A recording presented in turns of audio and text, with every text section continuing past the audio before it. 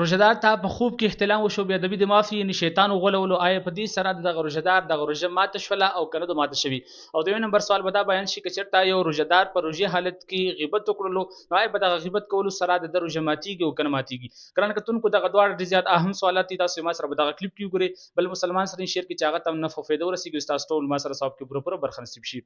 ګران کتونکو بهاري شریعت دغه مسله را نقل کړی دو چې کله یو روژهدار په حالت روژه کې دی او دا په دغه حالت روژه کې ودی شوی دی او د په خوب کې احتلام وشو نو په دغه احتلام کولو سره دغه روژهدار دغه روژه نه ماتیږي بالکل دغه روژه برقرار دو کله چې دی را پاسيږي د په خسته انداز باندې خسته طریقه باندې چې د غسل وکي په دغه غسل کې د غړغړې مکوي بلکې مکمل خله دی ویزي خو لیکن غړغړې دی مکوي او بیا دغه غړغړو ته چې د ماخام د روژه ماتي نورستو هم ضرورت نشته دی دویم نمبر سوال کچته روژهدار د روژې په حالت کې غیبت وکړلو نو په دغه غیبت کولو سره دغه روژهدار دغه روژه نه ماتیږي ها دغه روژهدار دغه روژې چې کوم نورانیت ته هغه سره ختميږي ځکه چې دغه غیبت یو کبینه او لوی ګناه ده لکه څنګه نبی رسول الله حدیث مبارک د نبی رسول الله مبارک فرمای الغیبه اشد من الزنا نبی رسول الله مبارک فرمای چې دغه غیبت د زنا نه لوی ګناه ده هم دا رقم الله جل شانه په قران عظیم شان کې فرمای الله جل شانه فرمای چې کوم یو مسلمان د چا غیبت کوي نو دغه مسلمان دا سیده گویا کې د خپل مړ ورور غوخي خوري نو د وجینا